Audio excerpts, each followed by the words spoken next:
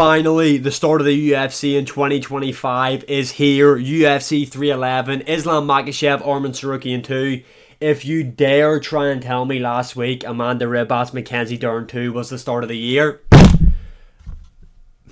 let's move on. I don't want to talk about that. That was traumatizing. Moving on to the main event, we have got Islam Makhachev. We've got him taking on Arman Tsarukyan. Now, let me fix the camera. This is an interesting one because if Arman Tsarukyan can't beat this guy in the lightweight division, I think Ilia Topuria is the only guy that can. Look, I'm predicting an Islam Makhachev win here. I'm not going to waste time. I went back and rewatched their first fight. Yes, it was close. There were some good scrambles in there. Arman did some good work. People get on like Arman's going to have... I've seen people say Arman's going to out-grapple him. And they try and base it off the first fight. Which then I'm wondering, like, did you watch it? Because Arman landed 1 takedown out of 12 in that matchup. Don't get me wrong, it was extremely close and it was ages ago. Arman took the fight on short notice, which you need to factor in, and he was much younger. This is going to be a completely different fight in my opinion. Both guys have matured in their careers. Both guys have really developed in there. Let's just take a look at some of the stats. Looking at the striking, Arman Tsarukyan does throw more, but he actually lands less significant strikes than Islam Makhachev, and defensively, he does get hit a lot more than what Islam Makhachev does in his own right. Looking at the grappling stats, on average, Arman looks to shoot more takedowns per 15 minutes.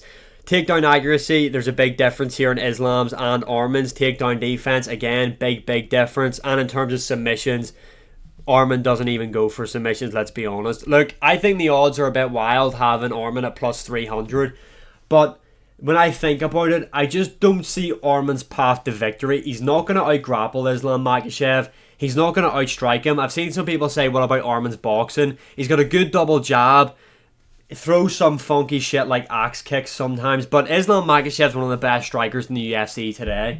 I'm just going to be honest with you, this guy's kickboxing is next level. He beat up Charles Oliveira on the feet. He beat up Volkanovski, obviously knocked him out in their second fight, but there was shenanigans with that, to say the least. But even in the first fight, Volkanovski's got really good kickboxing, a really slick striker. Islam was having a lot of success in there. This guy's a good kickboxer. Obviously, Arman has the reach, 2-inch reach advantage. Leg reach does go to Islam Makhachev. I think this will be competitive.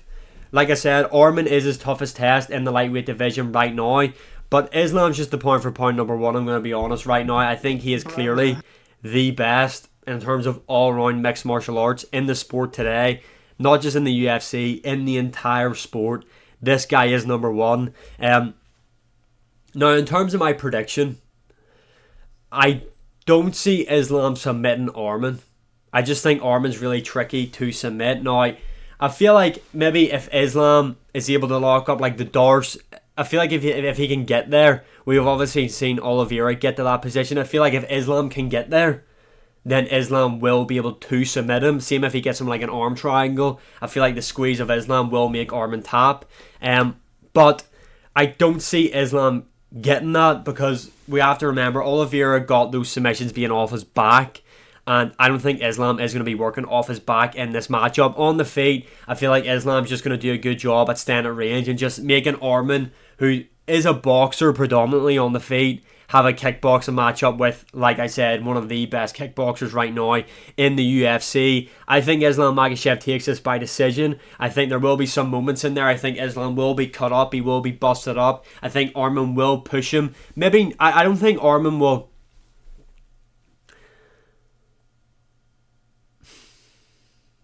Like, how is it going to be scored? I think it's going to go 4-1 Islam Makhachev. I think that's what the scorecards are going to look like. I think the first round Arman takes it. Maybe keeps himself a bit more busy in terms of on the feet, letting the jab go the lead hand. But I feel like after that, he will have like moments. There'll be a lot of good scrambles in this matchup. I'm looking forward to that. But both guys have improved, yes. But Islam has just improved more in my opinion. And when you compare one of their common opponents in Charles Oliveira, look what Islam done and look what happened with Arman. Arman still beat him, but even though that doesn't add up, it's just something to factor in. I think Islam wins this by decision. Moving on to the co-main event, we have got Merab computer was this close to being roundhouse kicked, I'm going to be honest. Merab versus Umar. I'm conflicted with this one. Look, I need Merab to win, and I'm going to say that again. I need Merab to win. Not I want Merab to win. I would prefer Merab to win. I need him to win. Because if Umar Nurmagomedov beats Merab, one of the best divisions in the UFC is dead. Bruh. Gone if Umar wins. Fuck Umar Nurmagomedov. I hope he gets slapped by Merab, by fucking Rolling Thunder, to be honest. That's really what I want.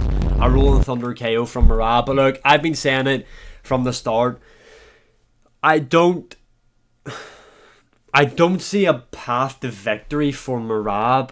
He's not going to outstrike Umar. Umar's got okay hands, but his kicks, he's got really good kicks, fast kicks as well. I think Merab is going to eat a couple of head kicks in here. In terms of the grappling, yes, Merab, his whole thing is just making you work. Now, does Umar have the gas tank for it? I'm going to say yes. The guy went 5 rounds with Corey Sandhagen, but not at a Merab pace.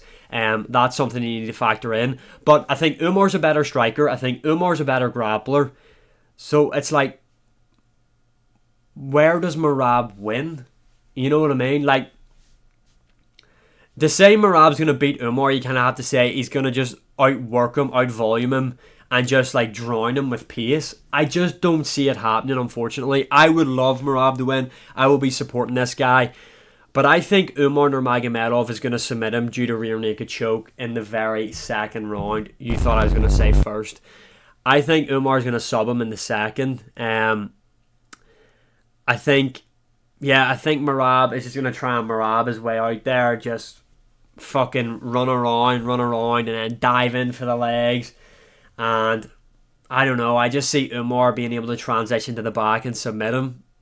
That's just been my prediction from when the fight was announced. I think it's going to happen. Fuck. Please. If anyone can win this weekend, it has to be Merab. It has to be. Please. Please save us. I'm going Umar by second round sub. Moving on to the feature fight. Yuri Prochazka is literally going to hit Jamal Hill with a... I'm going for Yuri Prochazka KO, yeah. Yuri Prochazka KO. I'm going to be honest with you. Look, let me give you my reasonings why. Number one, I've been saying this. I don't think Jamal Hill is 100% focused on Yuri Prochazka. That's just my opinion. I feel like Jamal Hill is still so obsessed with the Pereira situation. Like, another scenario is, we've known this fight was going to happen before Christmas. Yuri Prochazka didn't check under the tree to see if Santa came. That's factual information. Jamal Hill did. Yuri Prochazka didn't check to see if Santa delivered him anything. This guy was out there. This guy is probably sitting in a dark room all Christmas Day, shadow boxing. That's what Yuri Prochazka was doing. And when people say Yuri Prochazka isn't defensively sound, I completely agree. But Jamal Hill isn't this defensive wizard on the feet either. Go back and watch his Thiago Santos fight as well. The guy was eating big shots in there. The guy isn't this defensive wizard. Now, Jamal Hill is a lot cleaner on the feet than what Yuri Prochazka is. He's got really good boxing. He is southpaw, which might give Yuri Prochazka some problems. Obviously, he is a big puncher as well. That is the thing with Jamal Hill. But he won't expose Yuri Prochazka's biggest weakness, which is leg kicks. That just isn't going to happen. Jamal Hill isn't big on leg kicks. And I feel like Yuri Prochazka is going to be really difficult for Jamal Hill to deal with. The guy is very, very unorthodox. Now, you could go back and look and see what happened with Johnny Walker. He's a very unorthodox striker. Look at how easy Jamal Hill dealt with him. But Yuri Prochazka is different. And in terms of, yes, both guys have just been recently chinned by Pereira, and obviously Yuri Prochazka got the shit beat out of him by Rakic. But I feel like we're going to get in the exchanges here. I think both guys will be hurt. And who I trust more to recover, which might sound crazy because how Yuri reacted after being KO'd to Pereira and how Jamal Hill did, but Yuri had a kick, not a left hook, so it's kind of different. I just think I'm going to back Yuri Prochazka's ability to take more and give more pulls than Jamal Hill. I just think Jamal Hill isn't 100% focused on this matchup. Yuri Prochazka is. I'm going for a Yuri Prochazka round 1 KO.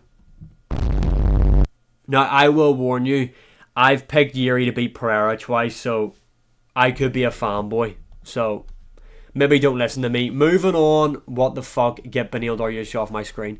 Moving on to this fight right here. Beneil Dariush versus Moicano. Look, this is a tough one to pick. I was on the Beneil Dariush hype train. I was singing this guy's praises over on TikTok. I even picked this guy to beat Arman.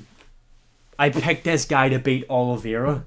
I really did. I thought he should have been the guy to fight Islam before he got the Charles Oliveira matchup. I like the time off. He's had over a year off, but he is coming off 2 back-to-back KOs. And Beneil Dariush has always been a bit chinny in a sense. Like Drakkar Klose nearly finished the guy. Let's not forget that. Moicano has looked great in his last few performances. Obviously looked really good in there against Drew Dober. Looked a bit shaky in there against Jalen Turner, but Jalen Turner's like a fucking heavyweight that's fighting at lightweight. And what he done to Benoit Saint Denis, like, butchered the guy, to be honest. But this fight, the more we get to it, the more I just feel like Beneil might do it. I don't think Moicano is going to be able to control Beneil Dariush on the ground. I think we are going to see a lot of scrambles in there. I feel like on the feet, Moicano will predominantly do better work. As in, I feel like he will do the better work in the... Like, he will be... Yo, does my brain want to work? I feel like he will be doing better work in most of the exchanges. As in, landing more. But I feel like the significant shots will be done by Beneil Dariush. Look, I'm going to be honest. I can see Beneil just luring Moicano in and cracking him with an overhand left and finishing him with a grounding point. I really can't see that. I would love Beneil Dariush to win. But I think Moicano will do more. Beneil Dariush might have like bigger moments. But I feel overall Moicano will do more. I'm going to go for a Moicano decision. But don't sleep on Beneil Dariush. Really don't. I mean, what are the odds for this matchup? It could be nice for Beneil. But I'm going Moicano decision. Moving on, Kevin Holland, Renan de Ridder. The fight of this fight is a -110. Look, I'm going to be honest with you. I like Kevin Holland. I like his activity. I think he's fun. I think on his day, he's a tough matchup for a lot of guys. I just don't... I think he'll show up for the first bit of this matchup, and then I think Renan de Ridder's going to just out-grapple him. Kevin Holland has great jiu-jitsu. Has 0 get-ups, though. I think he's going to be controlled on the mat here by Renan de Ridder. I don't think he subs Kevin Holland. I think he wins a decision as well. I just think Kevin Holland's grappling defense is shit. I'm going to be honest with you. And he quits a lot in fights. Renan de Ridder's going to beat him. I just think that. I think he's just going to out-grapple him, to be honest. I think it's going to be Kevin Holland lying on his back, just like slapping him, complaining. And Renan de Ridder's just going to get the job done by decision. Moving on to the feature fight of the prelims, we've got Peyton Talbot versus Barcelos. I'm not going to waste time on this. Peyton Talbot is going to knock him out in the very first round. Moving on, we have got Almeida versus Sergey Spivak. Now, Almeida got his hype train derailed by Curtis Blades. I was on the Curtis Blades hype train going into that matchup. I knew he would save us, and that is exactly what he done. Why do I feel like Spivak's going to beat him? I feel like with Almeida, what it is with him is, if you put up any adversity, the guy crumbles. But can Sergey Spivak put up enough adversity? I'm not sure I'm willing to bet on that. I'm going to go Almeida to win by either decision or late sub. No, either submits Spivak in the first round or wins a decision very boringly. But don't sleep on Spivak. I just have a feeling he's going to put up a bit of adversity to Jailton Almeida. And this guy's going to fucking fold like a deck chair. And maybe Sergey Spivak hits him with it. You don't know. But I'm going to go Almeida. Moving on, Bogdan Guskov is going to win this matchup. He's meant to be fighting Johnny Walker. He's had a full camp. He's a big puncher. I think he's going to win. This fight right here I'm really interested in. Grant Dawson versus Diego Ferreira. Diego Ferreira is kind of slept on in my opinion. If Grant Dawson can't out-grapple him and control him on the mat, the guy gets beat. Diego Ferreira is much better than him on the feet. Grant Dawson got knocked out by a jab off Bobby Green. Let that seep into your skull. Let that just soak into your brain. This guy got knocked out by a jab by Bobby Green.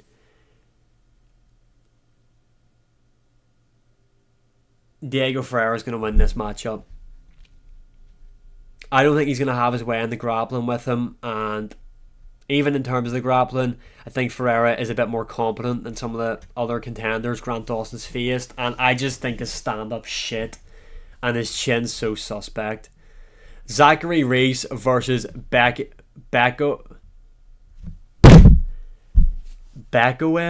Who was he meant to be fighting? I didn't realise this fight could change. This fight could change. Look, Zachary Reese got KO'd by Cody Brundage. But what the hell, boy? So, yeah. I'm going to go Asmat. Yeah, Zachary Reese got slam KO'd by Cody Garbrandt. Look at this matchup. Rose is going to beat Perez by guess what? Decision. Rinya Nakamura, don't sleep on this guy. I think this guy's going to be top 15 by the end of the year. Great wrestling. He is currently 5 or 6 fights in the UFC. I think it's 5, 3 by finish, 1 by submission, 2 by KO, and 2 by decision. Yeah, I think that's what his record is. Minus 500 is crazy. Well, it's actually not crazy because he's going to dominate this matchup. I'd like to see a finish though. His past 2 fights have been the decisions. If he is what I think he's going to be, I need to start seeing finishes. Sopaj, I think I said his name. Ricky Tercios, I can't say second names, I'm shit. This guy's coming off a loss to Raul Rosas Jr. I thought he was going to retire before that fight, or he had retired. Yeah, I'm not picking that guy to win. Vinicius Oliveira obviously smoked Bernardo. I'm just going to go by his first name. I can't say second name. Sopaj, yeah. Whatever the fuck you want to call him. Bernardo got slapped by Vinicius Oliveira, who is actually not that bad, considering Vinicius Oliveira, I think, is just outside the rankings or is ranked in the bantamweight division now. It was not, like, arguably knockout of the year for me, that flying knee. That was just fucking insane. But Bernardo was having some success in that matchup against Vinicius Oliveira, who I think can actually cause, what would be the word? Havoc, if we're going to say that, in the UFC bantamweight division. I'm going to go for Bernardo to win this matchup. And finally, in the flyweight division, we have got Khabib's cousin, brother, son, I don't know, Tagor Ulanbekov. He's going to win this matchup against Clayton Carpenter. The guy's Russian. The guy... Come on. We know what's happening here.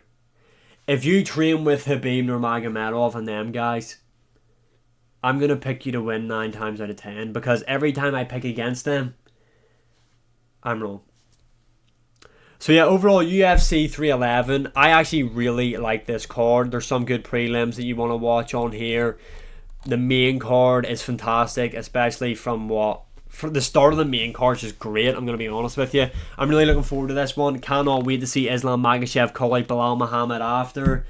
That's going to happen after Islam Makhachev gets the win. I've been predicting this. I'm predicting this on this channel. If you've been watching, if you haven't been watching, get fucking clued in. I've been saying Islam's going to stab Bilal Muhammad in the back and go up for the welterweight title, which in fairness I think he does deserve.